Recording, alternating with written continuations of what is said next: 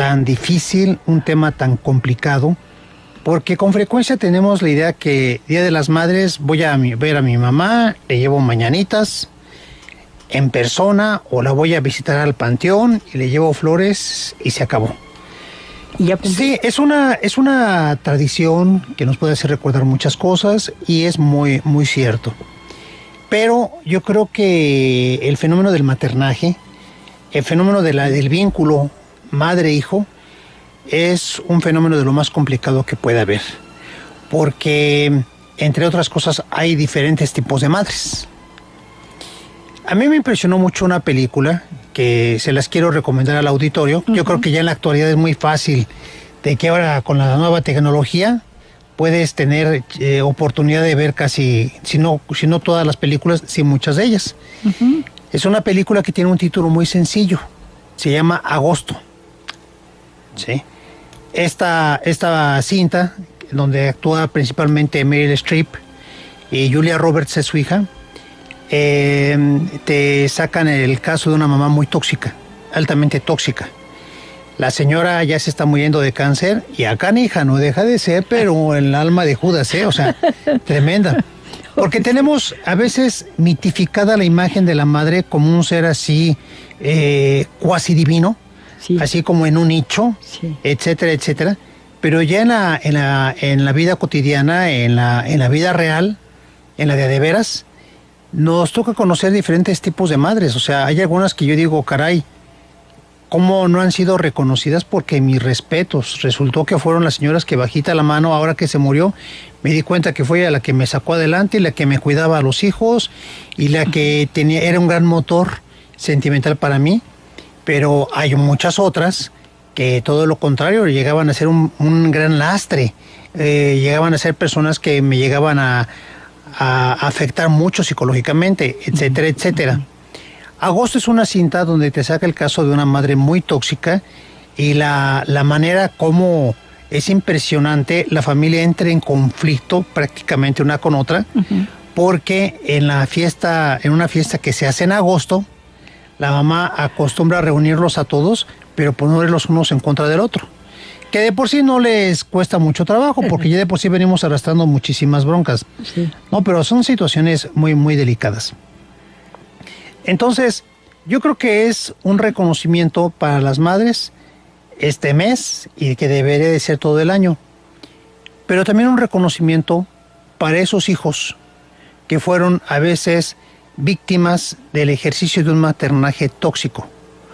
O bien de una serie de agresiones constantes por parte de la madre. Uno puede decir, oye, estás blasfemando. ¿Cómo es posible que haya mamás que le hagan daño a sus hijos? Sí. ¿Sí? ¿Cómo es posible que tú estás diciendo que pueda haber una madre que diga que no quiere a sus hijos? Bueno, yo no lo digo. Hay algunas estadísticas que dicen que hasta una tercera parte de las madres en México no quieren a sus hijos. Y no solamente porque lo lleguen a hacer de acto, sino también porque se los llegan a decir de una forma directa. ¿Sí? O bien, ¿de qué sirve que te diga, fíjate que sí te quiero mucho, pero cuando yo salí embarazada de ti, no te quería tener? Porque pues por tu culpa me tuve que casar con este hombre. Entonces fui a que me dieran un tecito de alpiste pues para ver si te podía sacar, pero pues no se pudo y pues ya ni modo, estás aquí, ¿no? Entonces, no, pues, pero te quiero mucho, No, pues gracias, No, sí, por favor. Sí. Felicidades. Sí. Entonces, creo que también debería de ser también un reconocimiento a aquellos hijos que no tuvieron el cariño, que no tuvieron el apoyo de parte de la madre. Ya no digo así que digo, mi mamá no me quiere porque no me dejó una herencia abundante. No, yo no me refiero a eso. Pero sí a madres que mostraron un poco cariño, madres que hicieron grandes diferencias, y esto a veces llega a dejar grandes lesiones en el espíritu del ser humano. Entonces, también es un reconocimiento este 10 de mayo y todo este mes y todo este año y todos los días para aquellas personas que tuvieron en la madre a una figura que les hizo mucho daño, que es algo de lo que a veces no llegamos a hablar mucho porque es como que un tema tabú. Oye, espérame, en este país, en este México tan tan maternalista, donde buscamos tener la imagen de la madre como una especie de dogma, como un fenómeno así como que son sacrílegas estas palabras, ¿no? Y no, espérame, es que es importante romper con ese tipo de estereotipos, con ese tipo de situaciones, claro, y darnos cuenta de que hay gente que ha sufrido mucho por las diferencias que hizo mamá, por la falta de cariño, por la falta de apoyo, por la falta de comprensión, por la falta de solidaridad, por el abuso que muchas madres hicieron sobre de muchos hijos, hijas, etcétera, ¿no? Entonces, son situaciones que ojalá fueran muy raras, pero en la vida cotidiana, digo, caray, te encuentras una sarta de cosas impresionante, ¿no? Sí. Sí, entonces, son situaciones así como que muy, muy, muy canijas, muy complicadas. Sí.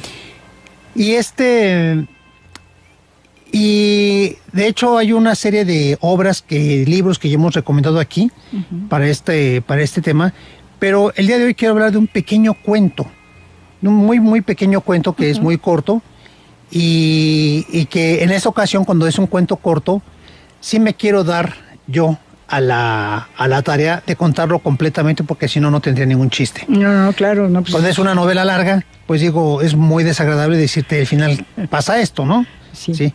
El mismo Pablo Neruda decía que no es bueno que tú cuentes el final de una novela porque es el plato fuerte de la literatura. Sí. Si la novela es el bistec, es la carne, cuando la poesía es el postre. Muy bien. Sí, unas frases bellísimas que, por cierto, hace poco vi una grabación que hicieron de Pablo Neruda platicando con Gabriel García Márquez sobre literatura. Mira. Entonces es un video que ya, te vuelvo a repetir, Betty, con la magia de la tecnología, lo puedes ver ya ahorita, sin tanto problema. Y entonces me adelanto en este tema que me parece muy importante. Yo creo que no es el día de hoy que quiera hablar específicamente mal de las mamás o de un grupo de las mamás en México. Voy a hablar de 3 aspectos que ya acabo de decir. El primero, estas madres que a veces llegan a ser tóxicas, pero sobre todo como un preámbulo para este pequeño cuento. Casualmente hoy es más el rollo, porque al final de cuentas, como para cerrar con broche de oro, quiero dejar este pequeño cuento.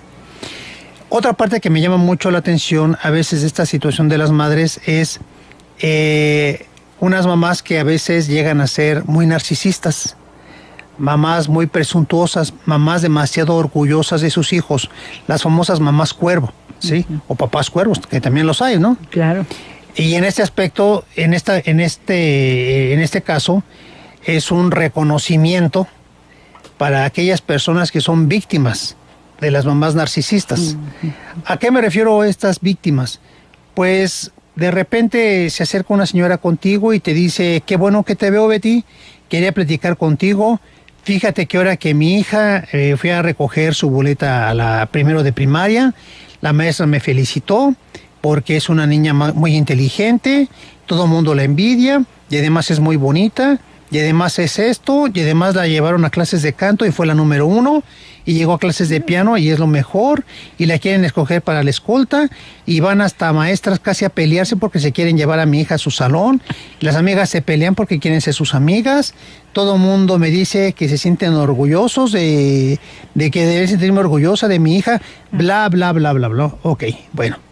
Y resulta que te ve a la siguiente semana, sí, y te vuelve a decir el mismo discurso. Sí. Y a la siguiente semana, y pasan 20 años y te sigue diciendo el mismo discurso, ¿sí? Sí. Entonces, son situaciones que a veces, aparte de que lesionan mucho al interlocutor, también depende de ti que tanto quieras escuchar y decir, ¿sabes qué? Con permiso, ahí nos vemos. Sí. También llegan a ser muy tóxicas para los hijos porque a veces los echan mucho a perder. La madre narcisista, creo que también el padre narcisista, son fenómenos muy frecuentes que existen en nuestro país. Lo se ve muy frecuentemente en la consulta, y no solamente en la consulta, Betty. Se ve muy frecuentemente en la cola de las tortillas, en el banco, en cualquier lugar donde de repente estás haciendo fila.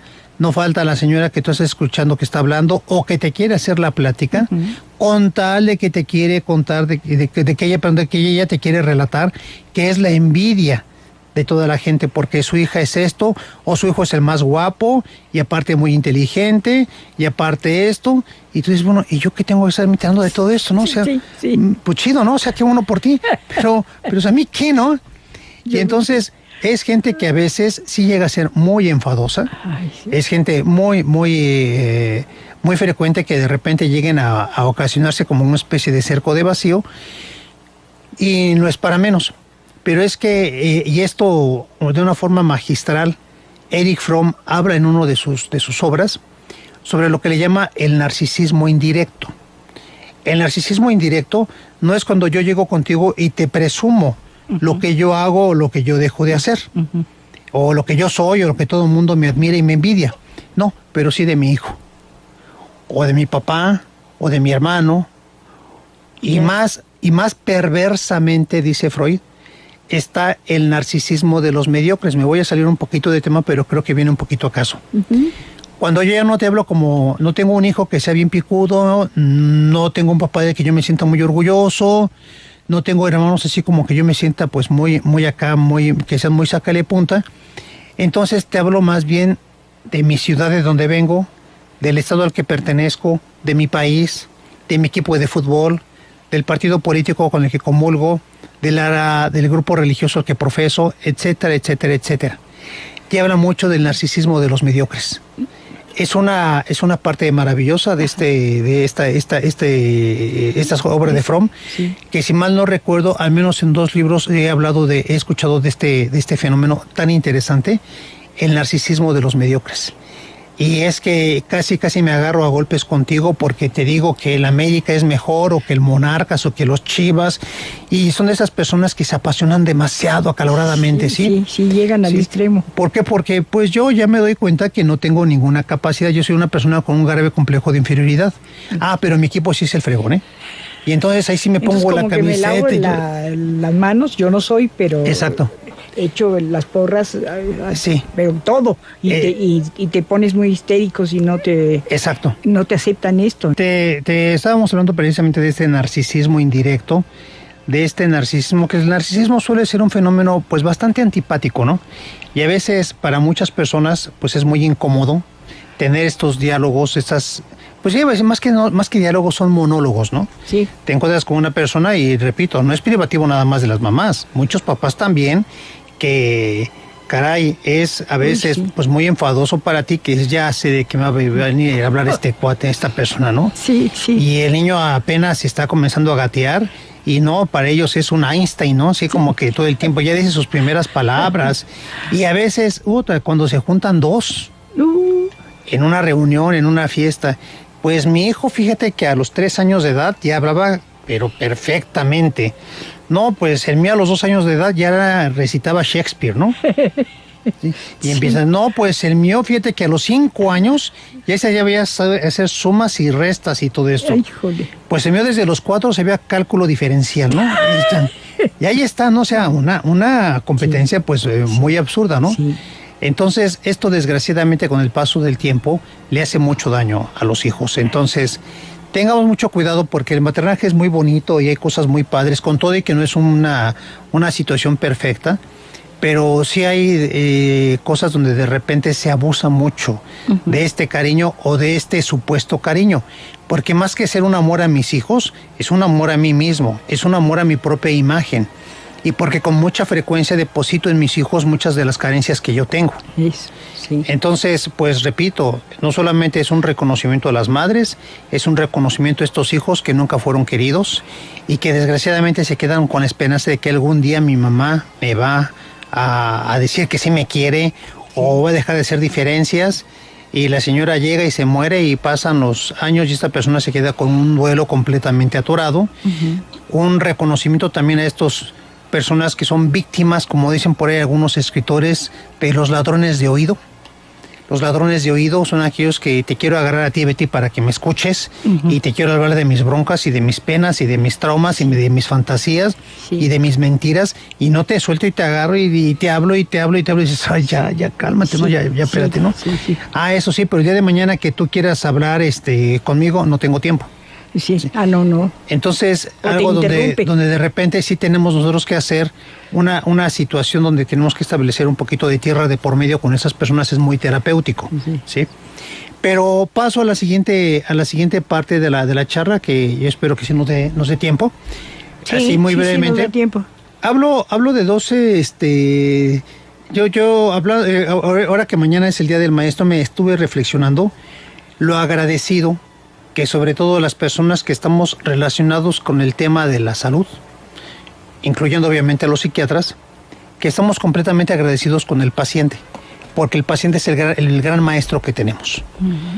Más que los profesores que tuvimos en la universidad, más que los libros, más que los cursos y todo eso, el paciente siempre es una persona que nos da unas cátedras impresionantes. En todos los aspectos nos mantiene actualizados, le da mucho sentido al proceso educativo que tenemos, a la investigación que hacemos, etcétera, etcétera. Así que aprovechando, mañana les envío un cordial saludo y sobre todo un agradecimiento a todos nuestros pacientes porque son nuestros grandes maestros. Bravo. Y entonces, yo aplaudo eso. Y entonces tengo para muestra un botón. Tuve una experiencia muy interesante, lo comento, obviamente con todo el respectivo anonimato. Una persona... Agosto se llama la película que mencionó el doctor. Agosto. El mes de agosto, vamos. Así es. Agosto, ¿sí? Que hablaban preguntando. Sí. Esto, muy bien. Bueno, perdón. Sí, no he cuidado, Betty. Regrésale tantito, sí, por favor. Entonces, tuve la oportunidad de tratar a una persona profesionista metida con lo que viene siendo mucho la cuestión de la química, ingeniería química, algo así, no recuerdo muy bien. Tiene 3 hijos y el mayor, en aquel entonces es un muchacho que sería 14 años, es acusado, este chico, de que le da por tocar a niñas de 5 años, 4 años. Entonces, pues esto causa mucha conmoción. Y a mí lo que me llama la atención es que esta paciente me dice, ¿cómo es que son capaces de difamar hacia mi hijo? Y yo le digo, ¿por qué dice difamarlo? ¿Qué, doctor? ¿Usted también lo está acusando? Yo ni lo conozco, pero ¿por qué dice que es una difamación? Porque mi hijo es imposible de hacer eso. Ah, caray. Bueno, ¿por qué dice que es imposible? Sí. Pues como un muchacho de 14 años se va a interesar por niñas de 5. Cuando mi hijo es muy guapo y además hay muchas chicas que lo están pretendiendo.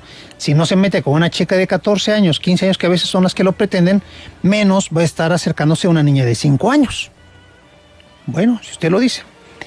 Causó mucho revuelo y ella, como dijo, una frase que a veces a mí se me hace un poquito acartonada y muy peligrosa. La que se mete con la cachorra se mete con la leona. Qué bueno que defiendas así a tus hijos. Nada más aguanta, o sea, ¿por qué no de repente dar el beneficio de la duda y a lo mejor puede haber algo desgraciadamente de cierto?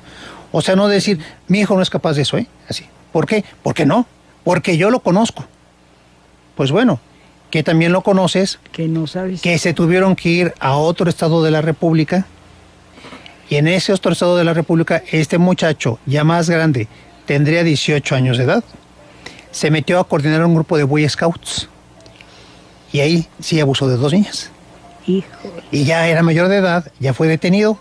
Y entonces, cuando hablo con esta señora, me dice, es que ¿sabe qué, doctor? Seguramente el falso que le levantaron en aquel entonces fue tan fuerte que le ocasionó un trauma y esto hizo que cometiera tal situación. Sí, la culpa la tuvieron. No hay vuelta de hoja, o sea, de todos modos, Juan te llamas, ¿no? Sí, entonces, sí. Es una situación que me parece muy perversa, muy maligna, la manera como a veces la mamá se vuelve una cómplice de este tipo de situaciones. Pero ¿por qué? A ver, doctor, ¿por qué? ¿Por qué ella, sabiendo que no es, porque lo sabe, ¿por qué se hace esa forma de cómplice? ¿Por qué no aceptar? Me refiero, ¿qué sucede en ella para que actúe de esa forma? El maestro Freud habla de un fenómeno muy interesante, un mecanismo de defensa que es la negación. La negación es un mecanismo de lo más primitivo, de lo más infantil, de lo más inmaduro, pero tiene una gran ventaja, que es muy efectivo. ¿Sí? Sí. Entonces, si de repente tú me dices, oye, ¿y el dinero que te presté, cuánto me lo vas a pagar? Yo digo, ¿cuál dinero, Betty? Sí. Tú no ya te lo pagué. ¿Sí? ¿Sí? O de repente mi esposa me ve mensajes en el celular y digo, no es lo que tú te imaginas, no es lo que tú crees. Se lo presté a fulanito de tal y mira lo que hizo, ¿sí? Entonces, aquí, Híjole. tú te percatas que tu hijo tiene ese tipo de situaciones y dices, no, es que mi hijo no puede ser. Yo lo conozco. Sí. Pues que también lo conoces, que al rato resulta que siempre sí y ahorita ya está detenido. Entonces, en muchas ocasiones hay mamás que creen que llevar a cabo un buen cariño, un buen maternaje es ser cómplices de sus hijos. ¿Sí? Hace años, trabajando yo en un estado de la República de X, del norte de la República, hubo una señora que me impresionó mucho porque ella se jactaba de que su hijo de 19 años de edad era el galán del pueblo y que frecuentemente las señoras les reclamaban, oye, es que está con mi hija, pero anda con la del vecino y anda por aquí, por allá. Y la señora muy orgullosa dijo una frase que es, señoras, cuiden a sus gallinas que mi gallo anda suelto. Ay. Y mi gallo por aquí, mi gallo por acá y todo el asunto, ¿sí? Y la señora en el fondo hasta se sentía como que se jactaba de que su hijo fuera un buen gallo, ¿no? Al rato que la hija de 15 años le sale embarazada. Ahora sí fue un drama. Claro. Ni modo, señora, la saltó un gallo. Vámonos al corte, si me permites, doctor. Sí, y claro. regresamos. Sí. Hay otra paciente que conozco, una señora de bajos recursos. Más bien eran de bajos recursos, comienzan a trabajar, comienzan a vender quesos, etcétera, etcétera.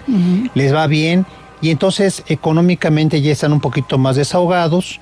Es de una zona rural, inicialmente muy marginada, pero se fue superando poco a poco. Tiene 4 hijos.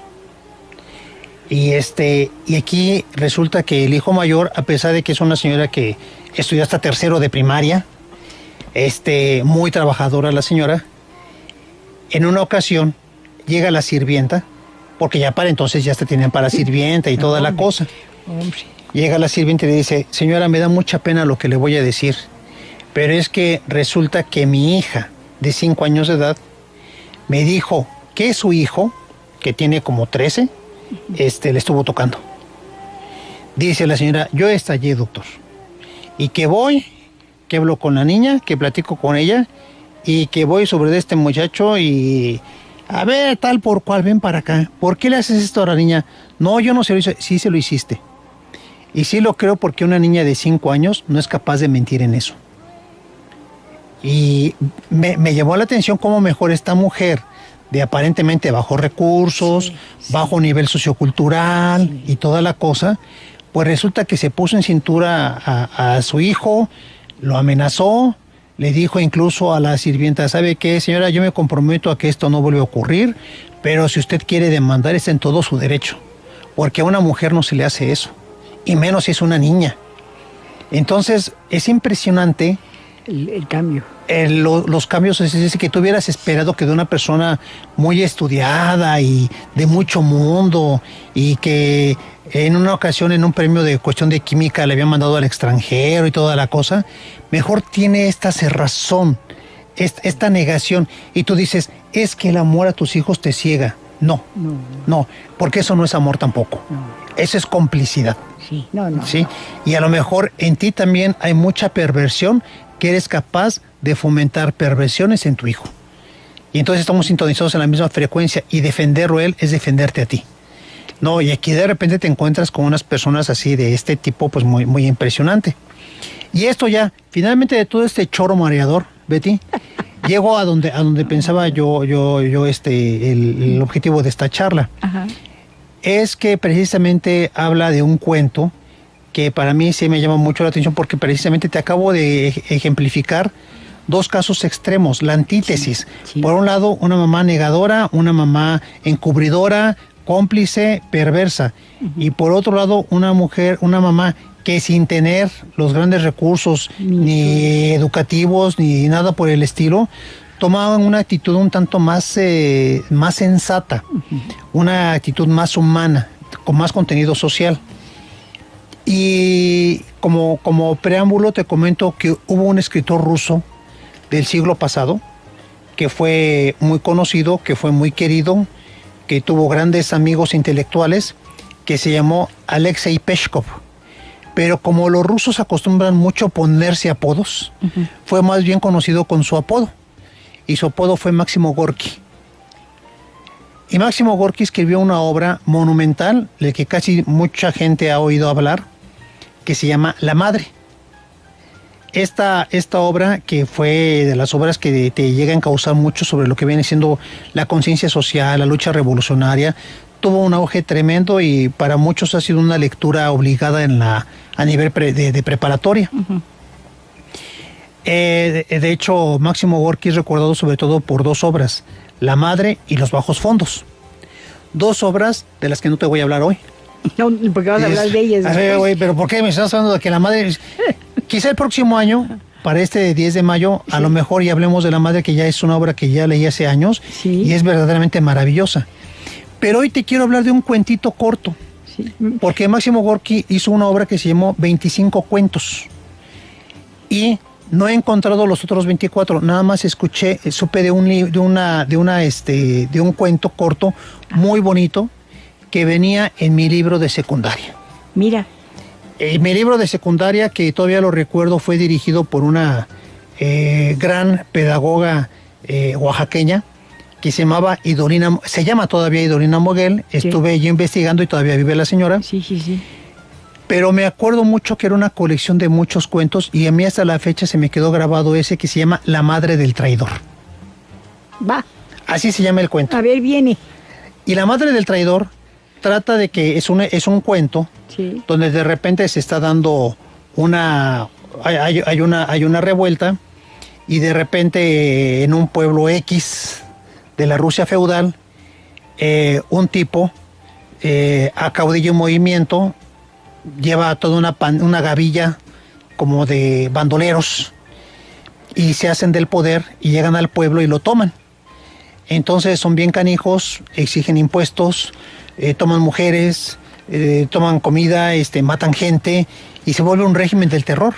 Y dicen, oye, qué lástima, hemos sido invadidos por muchos tipos y nos hemos defendido, pero resultó que este tipo vivía aquí en la ciudad porque es de aquí de este pueblo. Y él mejor, se resulta que se organizó, trajo a bandoleros y ahorita resulta que es el rey de este pueblo, ¿no? Sí. O sea, ¿cómo está eso? O sea, que es un alto grado de traición y no podemos hacer gran cosa porque la verdad es que pues tiene mucho poder ahí junto con él. Y entonces va a ir y la mamá sufre mucho por este acto. Entonces, ahora sí que para no hacerte cuento largo, la mamá pide hablar con su hijo y este hombre no quiere hablar con nadie porque tenía miedo de que le hicieran algo, ¿no? Claro. Sabía que estaba viviendo bajo el régimen del terror, pero cuando ven que es su mamá, pues bueno, ya pásale. Y la mamá comienza a hablar con él, trata de hablar, de convencerlo de que le baje, uh-huh, que está muy ensorbecido, que es un asesino, que qué lástima que él siendo de ese pueblo, mejor él se convirtió en un dictador, en un déspota. Sí. Y dice, pues yo que te crié tanto, que te crié y todo eso, y empiezan a llorar juntos. Y tú dices, pues ya lo convenció. Pues fíjate que no. Mamá, lo siento mucho, pero ¿cómo ves que la ambición por el poder es más? Palabras más, palabras menos, pero a veces que es bien bonito el poder y yo no lo pienso dejar. Entonces así estoy a gusto, vete a tu casa, déjame en paz y yo sigo con lo mío. Y entonces la mamá dice, bueno, entonces déjame darte aunque sea un abrazo. La señora le da un abrazo, pero saca un cuchillo y lo mata. Después de que lo mata, la señora recita unas frases muy interesantes y la señora se suicida. Esto que es una tragedia, que precisamente después los griegos dirían, es que son buenas las tragedias porque el término de la tragedia como que es una especie de purificación de la obra, ¿no? Del mundo. Uh-huh, uh-huh. Entonces aquí hay un fenómeno de purificación. Una madre que finalmente reconoce que su hijo es un criminal y es capaz de matarlo, si tú quieres desde un punto de vista metafórico, pero ella también tiene que matar a esta madre abnegada, a esta madre estereotipada y darle cabida a una persona con un poquito de más trascendencia, con más madurez, con más espiritualidad. Uh-huh. Y esta obra fue la que me llamó mucho la atención, porque si lo analizas, fácilmente lo puedes extrapolar. Y decía precisamente Máximo Gorki, como en muchas ocasiones necesitamos que en este mundo existan más madres como las madres del traidor. ¿Sí? Donde a final de cuentas no puedo evitarlo de esta señora, de esta zona rural, que mejor ella... Sí. Y si por ella, y si por la mamá de la niña afectada hubiera sido, lo meten al bote. Sí. O sea, Dejemos de encubrir hijos, llevemos a cabo un maternaje más sensato, más sano, menos destructivo. Acepta que tu hijo, tu hija, pueden tener una capacidad de destrucción y también de culpas, y de un ejercicio frecuentemente